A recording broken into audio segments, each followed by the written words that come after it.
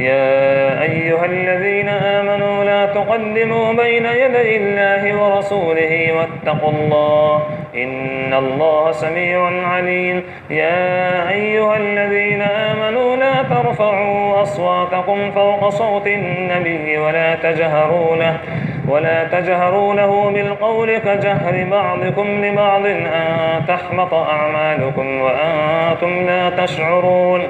إن الذين يغضون أصواتهم عند رسول الله أولئك الذين امتحن الله قلوبهم للتقوى لهم مغفرة وأجر عظيم.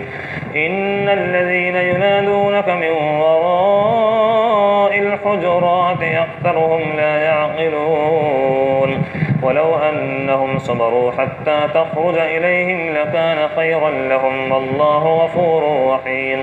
يا أيها الذين آمنوا إن جاءكم فاسق بنبأ فتبينوا أن تصيبوا قوما بجهالة فتصبحوا على ما فعلتم نادمين. واعلموا أن فيكم رسول الله لو يطيعكم في كثير من الأمر لعنتم ولكن الله حبب إليكم الإيمان وزينه في قلوبكم وكره إليكم الكفر والفسوق والعصيان أولئك هم الراشدون فضلا من الله ونعمة والله عليم حكيم. وإن طائفتان من المؤمنين اقتتلوا فأصلحوا بينهما فإن بغت إحداهما على الأخرى فقاتلوا التي تبغي حتى تفيء إلى أمر الله فإن فاءت فأصلحوا بينهما بالعدل وأقسطوا إن الله يحب المقسطين. إنما المؤمنون إخوة فأصلحوا بين أخويكم واتقوا الله لعلكم ترحمون. يا أيها الذين آمنوا لا يسخر قوم من قوم عسى أن يكونوا خيرا منهم ولا نساء من نساء عسى أن يكن خيرا منهن ولا تلمسوا أنفسكم ولا تنابسوا بالألقاب بئس الاسم الفسوق بعد الإيمان ومن لم يتب فأولئك هم الظالمون.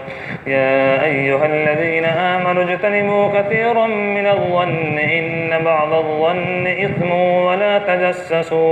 ولا تجسسوا ولا يغتب بعضكم بعضا أيحب أحدكم أن يأكل لحم أخيه ميتا فكرهتموه واتقوا الله إن الله تواب رحيم. يا أيها الناس إنا خلقناكم من ذكر وأنثى وجعلناكم شعوبا وقبائل لتعارفوا إن أكرمكم عند الله أتقاكم إن الله عليم خبير. قالت الأعراب آمنا قل لم تؤمنوا ولكن قولوا أسلمنا ولما يدخل الإيمان في قلوبكم وإن تطيعوا الله ورسوله لا يلتكم من أعمالكم شيئا إن الله غفور رحيم. إنما المؤمنون الذين آمنوا بالله ورسوله ثم لم يرتابوا وجاهدوا بأموالهم وأنفسهم في سبيل الله أولئك هم الصادقون. قل أتعلمون الله بدينكم والله يعلم ما في السماوات وما في الأرض والله بكل شيء عليم.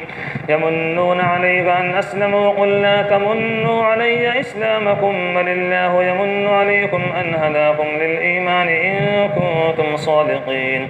إن الله يعلم غيب السماوات والأرض والله بصير بما تعملون.